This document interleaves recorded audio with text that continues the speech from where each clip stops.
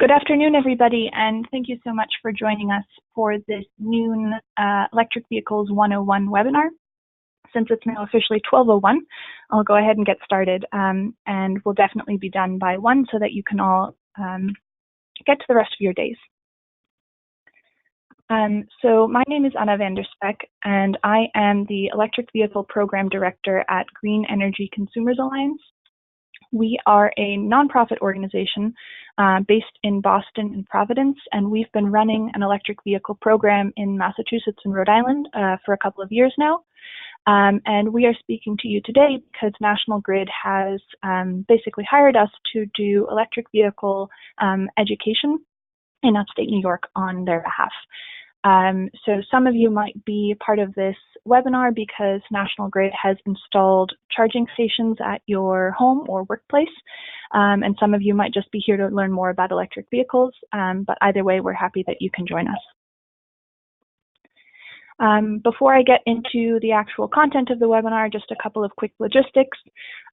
Everybody is muted to avoid background noise, and please double check that your microphone is muted just so that we don't accidentally get any background noise. We'll have regular breaks for questions. You can submit them to me in the chat or the questions box through GoToWebinar, and I'll stop to make sure I answer them. And if there are any that I don't get to, feel free to resubmit them. I'll do my best to get to all of them. So now we'll jump right in. So this presentation is broken up into 3 parts. The first talks about why electric vehicles? Why should you as a consumer be considering this technology?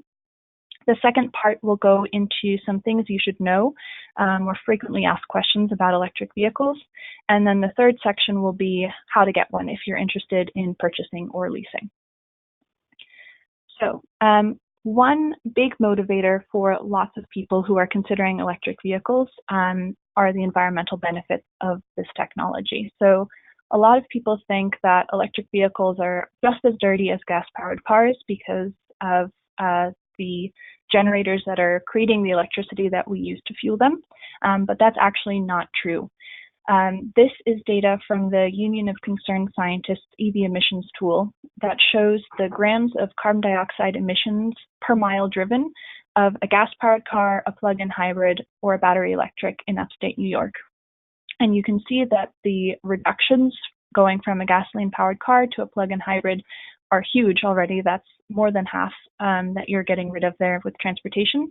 And then if you go all the way down to battery electric, you're reducing your transportation emissions by more than 3/4. That's a really incredible story that we don't think is being told as well as it should be, because nowhere else in your life can you overnight make that much of a difference in terms of your carbon emissions than by switching from a gas-powered car to a plug-in hybrid or a battery electric. And one thing to note is that these benefits will only increase over time as we incorporate more and more renewable sources onto our electric grid. So this is kind of the gift that keeps on giving with electric vehicles. Accompanying those benefits environmentally are public health benefits that we see as really crucial. So a plug-in hybrid is a vehicle that has a battery that you charge from a plug in the wall, and a backup gas tank. And a battery electric vehicle is a vehicle that has no gas tank at all. It's just a battery that you charge from the wall that then propels the car forward.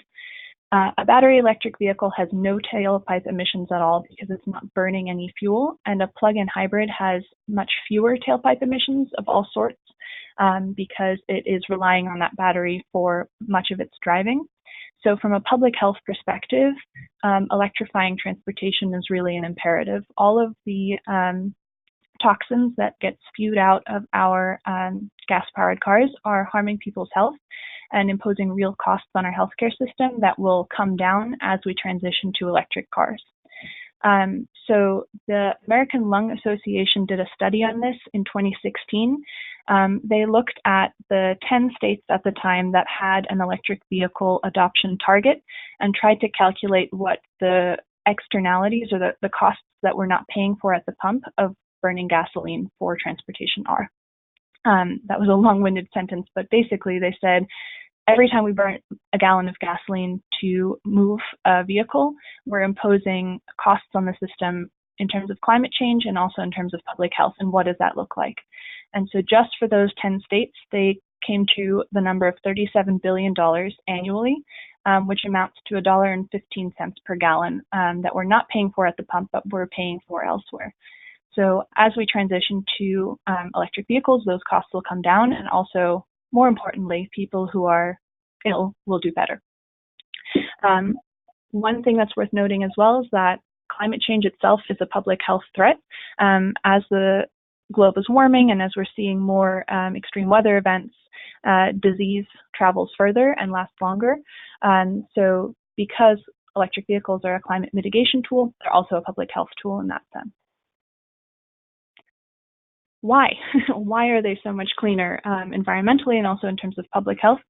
The answer to that question is that electric vehicles are much more efficient than gas-powered cars. So gas-powered cars actually convert only about 17 to 21% of the available energy in gasoline into movement. That means 80% of the energy that's stored in every gallon of gasoline you're putting into your car is lost through friction and heat and things like that. Electric cars, in contrast, are closer to 80% efficient. So 80% of the energy in each kilowatt hour is actually being translated into movement. And that's a huge part of the reason why these vehicles are so much cleaner. One way that you can look at this is by comparing the miles per gallon and the miles per gallon electric of popular cars. Miles per gallon electric is a measure of how far an electric vehicle will drive on the energy that's stored in 1 gallon of gasoline, which is equivalent to 33.7 kilowatt hours. And it allows us to compare electric cars, plug-in hybrids, and gas-powered cars all in the same scale. And you can see on this graph that all electric cars blow everything else out of the water in terms of efficiency. So a Toyota Corolla, which for many people is a relatively efficient gas-powered car, gets around 31 miles per gallon.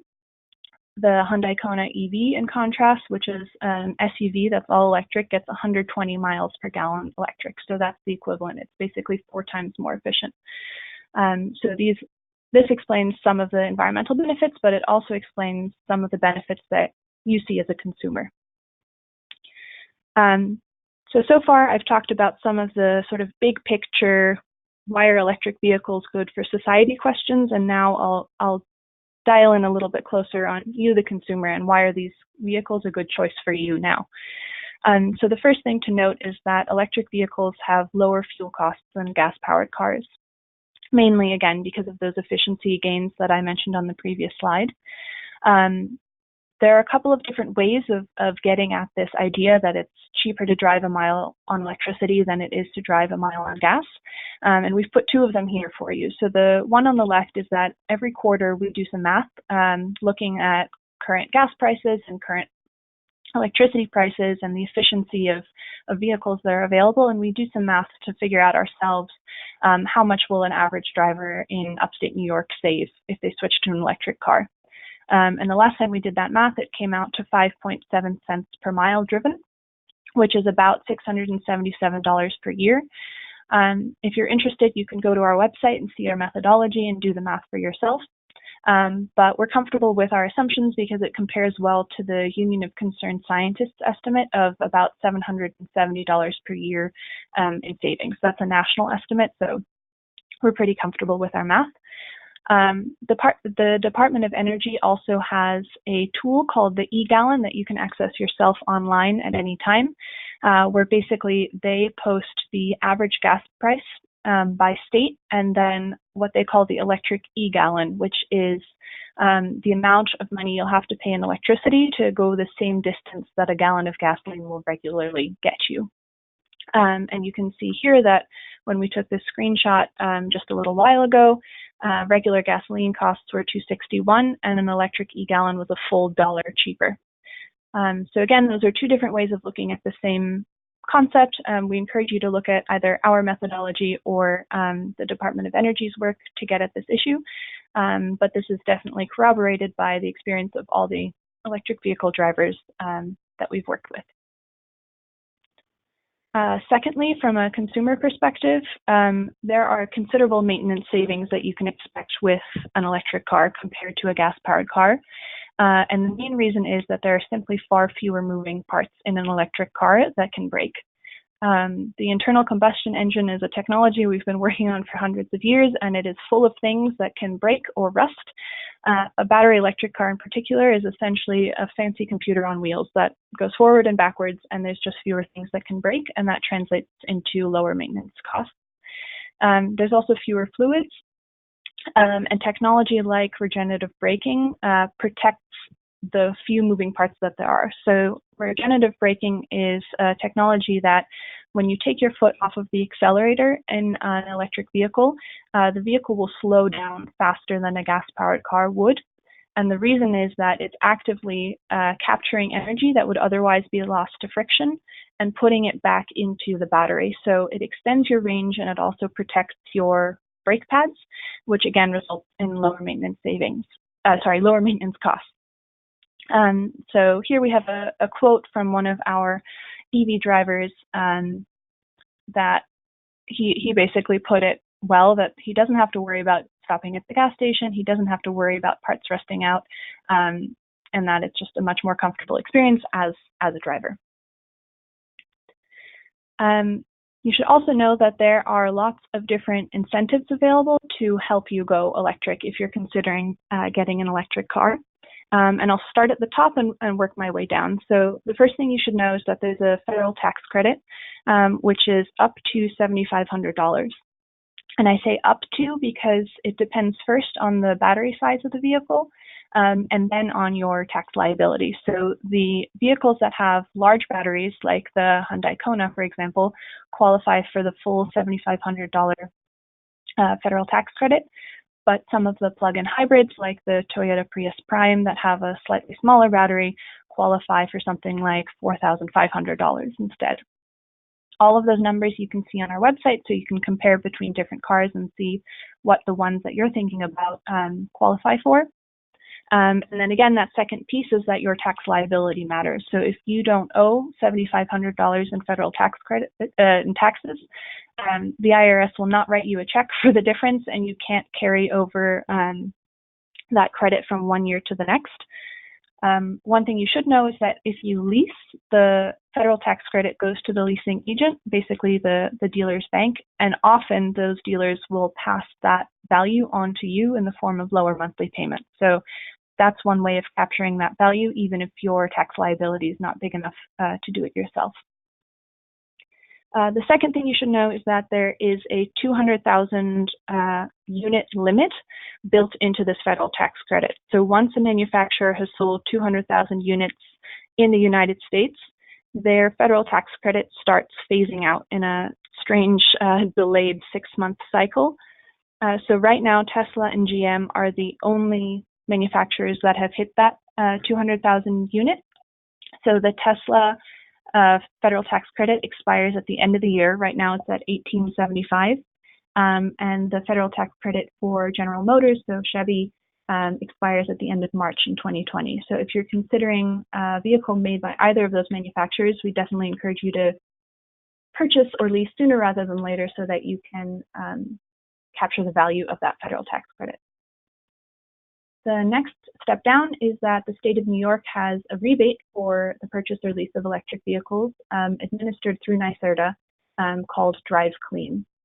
And it is also based on the electric range of the car. So all electric vehicles qualify for the full $2,000, and plug-in hybrids that have a smaller range qualify for lower amounts.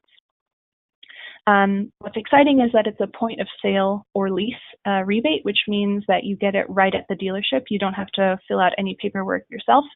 But that does mean that you have to go to a NYSERDA Drive Clean dealership in order to get that rebate. And we'll talk about that a little bit more. And one sort of note is that vehicles with a base MSRP of over $60,000 only get a $500 rebate, which will mostly apply to some of the luxury Teslas and a couple of the other vehicles that we'll see shortly. And then finally, the third step down is that the program that we run called Drive Green with National Grid, which I'll talk about in more detail in the third section, has discounts available that vary by car and dealer and month. But basically, we've built up a network of dealerships that offer fixed discounts to folks who come through our program that are in addition to the federal tax credit and the state rebate. And we'll talk about that a little bit more shortly. What's particularly exciting right now is that National Grid has a time-limited promotion. So if you are an electric customer of National Grid in upstate New York and you purchase an electric vehicle by the end of this year, you are eligible for a $500 prepaid gift card. So all you need to do is go to the link at the bottom left of this slide and fill out an application that includes your registration information, and you will get this rebate. And what's particularly exciting is that the $500, that's about the amount that it might cost to install a faster home charging station, which I'll talk about too in a moment, or it covers about 12,000 miles. So that's essentially 1 year of driving an electric car for free. So again, go to that link on the bottom left if you're interested, and make sure to keep in mind that the due date is the end of this year. So I just talked about a lot of different incentives and benefits, and they all sort of interact with each other. So we have developed this simplified total cost of ownership comparison to get at some of the key points that we just mentioned. I want to note first that this total cost of ownership does not include things like dealer fees, depreciation, financing, insurance, or taxes, because we wanted to keep it really simple. But basically, we're comparing the Nissan Leaf Plus, which is one of the popular all-electric sedans, the Hyundai Kona EV, which is an all-electric SUV with over 200 miles of range, and then the Toyota RAV4, which right now is just a very popular car in the market. And we're comparing the base price, the upfront cost, the energy costs for 5 years, the maintenance costs for 5 years, and then adding that all up to get the total cost of ownership.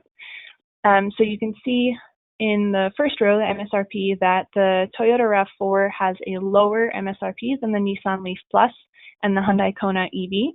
But when you take into account all of the various rebates and incentives that are available to you already up front, they're basically equal. So there's a special rebate for Nissan vehicles through National Grid, through Nissan North America, where you qualify for a $2,500 rebate off of the Nissan Leaf Plus. Then we've got the $500 National Grid promotion, we've got the NYSERDA Drive Clean rebate, and we've got the federal tax credit. And when you add all those things up and subtract them from the MSRP, we're already basically at cost parity. But those benefits only increase when you think about the energy costs and the maintenance costs. So we're assuming that a driver is driving 15,000 miles per year for 5 years, and we'll send this PowerPoint out later so you can look at the math more closely if you're interested. But basically, we're just taking that, multiplying it by the efficiency of the vehicle, and then an assumption of 20 cents per kilowatt hour in cost, and comparing that to the efficiency of the Toyota RAV4 and the average gas price right now. So you can see there that already the energy costs for the electric car is lower than the gas-powered car. Then on maintenance, we're using some figures from AAA, which we actually think are a little bit conservative. So AAA did a study and found that the maintenance costs for an electric car are 6.6 cents per mile driven, as opposed to 9.6 cents for a gas-powered car. I'll speak to that in a little bit more shortly, but we think the maintenance costs are actually lower than that. And then if you add all those things up, after 5 years, the Toyota RAV4 costs you about $40,000, and the two electrics cost you less than $35,000. So you can play with this, put in your own numbers if you want, but this is one way of kind of capturing all the things that we've just talked about on one slide. As I just mentioned, the maintenance costs from that AAA data seem really high to us after having spoken with many electric vehicle drivers, and also looking at resources like this article from Electric. New York City has electric vehicles in its fleet, and it actually published the maintenance costs for all the vehicles in its fleet in 2018. And you can see on the left that the electric vehicles maintenance costs were well under $400 as opposed to the $900 you saw on the previous slide, and well under what they're paying for their gas-powered cars. So you can read this article yourself if you're interested. We link to it here, but this just goes to show that maintenance costs are generally lower than what that AAA data is telling us. And finally, last but not least, electric vehicles are fun to drive. And I say that as a person who does not really care about cars that much myself. I really care about climate change and consumers, but these cars are really fun to drive. So the first thing that people notice when they get into an electric car is how responsive it is. So when you press on the accelerator, that car zooms, and people really love how they handle and all the bells and whistles that are on these high-tech cars. So we regularly survey folks that have gotten electric vehicles through our program. And every time we've issued a survey and asked, would you recommend the vehicle that you got to a friend or neighbor, 100% of the respondents have said yes. So people really love their electric cars. So that's the end of part one. I'll look briefly to see if there are any questions that I can answer. Let's see.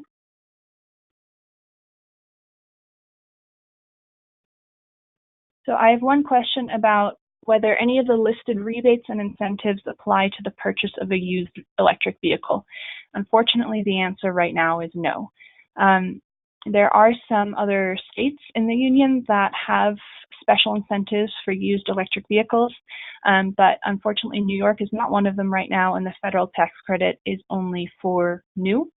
The good news is that there are increasing numbers of used electric vehicles available, and at very reasonable prices. So if you're interested in that, you can find some without having these incentives.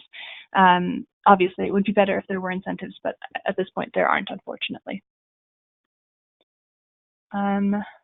It looks like those are the only questions right now, so I'll keep going, but again, feel free to write more questions in and I'll get to them at the next question break. So now I'll just talk about a couple of things you should know if you're considering an electric car. The first is that range anxiety is a thing of the past. So range anxiety is the term for the fear that if you're driving an electric car, you're going to run out of fuel, essentially, and get stuck somewhere. This is really not a fear that electric vehicle drivers today grapple with, and there are a couple of reasons for that. So first is that these vehicles all have a display that tells you at any time what your range is, and these cars are smart, so when they're calculating that, what your range is, they're taking into account the weather, your driving style, the current state of the battery, all these things like that. So you'll never be surprised by a sudden drop in range. And then the second thing is that the all-electric vehicles that are available today have ranges that are more than what most people drive in a day. And there are still excellent plug-in hybrids available. So those are the vehicles that have that backup gas tank for those of you that really drive a lot every day and want to be extra sure. So the average U.S. citizen drives 30 or 40 or 50 miles per day. The all-electric vehicles, you can see right there, most of them have ranges now over 200 miles per charge, and that number is only increasing with time. And again, there are plug-in hybrids that have enough electric range to cover most of your daily driving, 30, 40 miles, and then do have a backup gas tank for when you have a longer trip where you can't stop to charge. So that's the first thing to know. Secondly, I want to speak a little bit to charging. So there are 3 basic levels of charging. The first is called level 1. It's basically when you take the cord that comes with the car and plug it into the same outlet that you would plug your cell phone into. It adds about 4 miles of range per hour spent charging. It's called a trickle charge because it's the slowest type of charging, but it's actually enough for a lot of people. So if you have a plug-in hybrid that doesn't have that big of a battery, this might be enough for you. Or if you have an all-electric vehicle and don't drive that much of its full capacity every day, it might be enough for you to recharge what you've used in a day by just simply plugging into a level 1 outlet overnight, for example. The next step up is called level 2, that's 240 volts. That adds 10 to 25 miles of range per hour spent charging, and that depends on what kind of car you're charging. If you want to do this at home, you can purchase a level 2 charging unit online or at a home improvement store, and then just have an electrician hook it up to a 240 volt line, which is the same type of line that you would use for an all-electric dryer. And that way then you can charge more quickly. Level 2 is also the most widespread type of public charging, or if you have charging available at your workplace, it's likely level 2. There are different charging network operators, so there's basically different models and different brands, but they're all level 2 and they use 240 volts to charge. And then the third level is called DC fast charging. This is for direct current. These are the types of high-powered stations that we're seeing increasingly on highway corridors. And they're the closest that we get to the idea of stopping at a gas station. So for example, on a Chevy Bolt, you can get 90 miles in 30 minutes. And that is also technology that's only getting better over time. One thing I always want to stress when I'm talking about charging is that one of the most common questions we get when we're talking about electric vehicles is how long does it take to charge? And if you ask an electric vehicle owner that, they'll likely say something like 10 seconds, because it's a different paradigm from fueling up a gas-powered car. It really takes 5 seconds to plug in, and then it takes 5 seconds to take the plug out when your car is charged. So it's a different way of thinking. Next thing about charging is that there are different plug types, but it's not as complicated as you might worry. So the first thing to know is that Tesla has its own proprietary charging port that you can see on the right there, and it's got its own proprietary charging network. So you can only use a Tesla charging station if you're driving a Tesla vehicle. All the other vehicles on the market have the same standard for level 1 and level 2 charging. It's called the J1772, and it's at the top right there. So regardless of what kind of car you buy, you can plug into a J1772 port for level 1 or level 2 charging. And if you have a Tesla, you can buy a little adapter so that you can use a J1772 port as well. The only place where the industry is split is in DC fast charging. So American and European models use the SAE combo, which you can see on the right as well. And Asian manufacturers largely use the CHAdeMO standard. What that means is when you pull up to a DC fast charging station, you just need to make sure you're using the right cord, the one that will fit your car. But the good news is that most DC fast charging stations have cords for both types, so not to worry. You can charge on the go. There's an increasing number of public charging stations available in New York and also nationally. I went today to the Alternative Fuels Data Center out of the Department of Energy, and it told me that there are 1,400 stations, level 2 and DC fast charging stations in New York with 3,748 charging outlets. That number is increasing all the time, so I always put a date stamp on it because it'll change from day to day. The map you see here is a screenshot from a resource that we highly recommend called PlugShare. It's a website and also an app that is crowdsourced, so it's not limited to one manufacturer or one network. You can see everything on one map. And this is a screenshot of the charging in upstate New York. All the green bubbles are level 2 stations, and the orange ones are DC fast charging stations. And again, that number is increasing all the time. PlugShare also has an option where you can plan a trip. So if you want to see, okay, if I were to drive an electric car and I had to make it to insert random place, you can do a little test and it'll tell you what charging stations are available along your route. So that's a fun tool to play with. I'll pause again to see if there are any questions before I move on to how to get an electric car if you're interested. Okay, looks like there aren't any questions, so I'll just move right along. So as I mentioned, we at Green Energy Consumers Alliance are working with National Grid on a program called Drive Green with National Grid in upstate New York.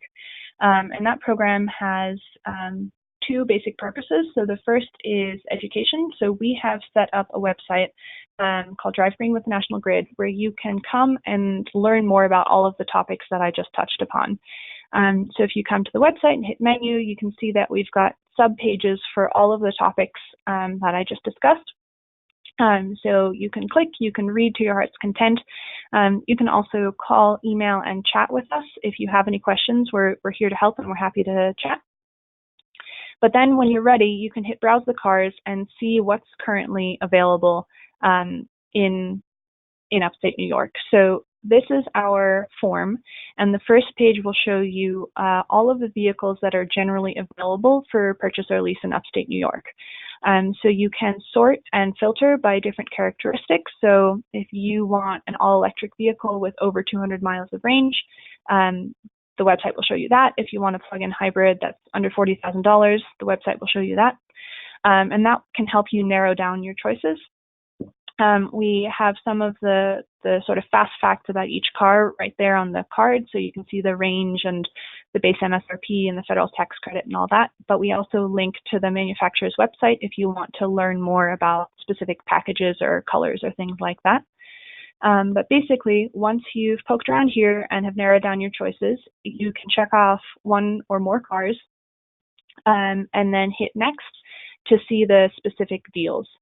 So I took these screenshots last week, so the prices are a little out of date, but if you go to the website now, you can see what we have. As I mentioned earlier, we have built up and are continuing to build up a network of dealers across upstate New York who have electric vehicles in stock, are already NYSERDA Drive Clean dealers so that you can get the rebate, and have offered fixed pricing to folks who come through the program. So all of the prices are in the same format. You'll see first that there's an expiration date for each one. Once that expiration comes, we'll update it with a new one, but that lets you know how much time you have for that specific discount. We'll show the price before discount, and that includes everything that you need to pay except for plates, registration, and sales tax. Then we have the dealership discount, the New York State rebate, the federal tax credit, and then a final price that takes all of those into account. We're also doing our absolute best to be as transparent and as apples to apples as possible, so we have information about finance requirements or additional benefits all in the same format. So you can come here, you can peruse the different deals, you can check off whichever one you're interested in, and then complete the form. When you complete the form, we'll just ask you for your contact information, and the reason is that we need to tell the dealers that you qualify for this deal, and we'll also send you an email that says, okay, you signed up for these 3 dealerships. Here are the specific salespeople you should ask for who know about the cars and the deals, and their phone number. Once you hit submit, it's really between you and the dealership to decide on a vehicle and all of that, but we're still available by phone and email and chat if you have any questions or run into any trouble. So that is the process. If you have any questions after this webinar, feel free to reach out to me at that contact information. You can check our website at drivegreen.nationalgridus.com. But I will return to the questions now to see if there are any new ones. Okay, we have one question about how much a level 2 home charger costs with installation. So the first thing that you should know is that the level 2 charging unit is at its core safety equipment. It's really there to make sure that the battery is receiving electricity at a rate that doesn't fry it and that your house is not feeding too much electricity out. So the base level 2 units cost a couple $100, but the cost of the unit itself can go up quickly as you add bells and whistles. So there are Wi-Fi enabled ones. There are ones that you can hook up to your smartphone so that you can schedule charging or download data. So if you want those bells and whistles, the cost of the unit itself goes up, but the basic unit itself is a couple $100. Installation costs vary based on your house. So if you already have a level 2, a 240 volt outlet where you park your car, you're golden and it won't cost you much at all.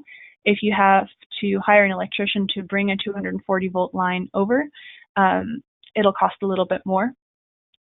When we surveyed our electric vehicle drivers, we asked them, if you installed a level 2 unit, how much did it cost you?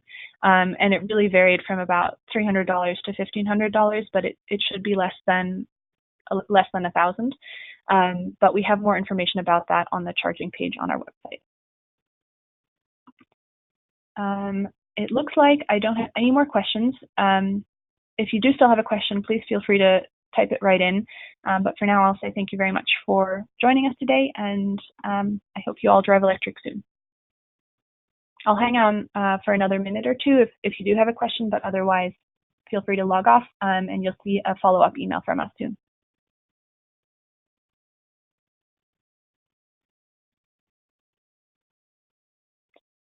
I do have one question asking about whether the vehicle prices are negotiable with a dealer or whether the prices are fixed. So we do our best to get you a price that is legitimate, that you can see on the website and you'll actually get at the dealership. If you would like to try and negotiate further, go for it. But we can only hold the dealers to what they've posted on the website. If you have more questions about that, feel free to reach out separately and we can chat. One question, whether the slides will be available from this presentation. They will be. We have another presentation this evening, but we'll send out the slides later this week and also a recording.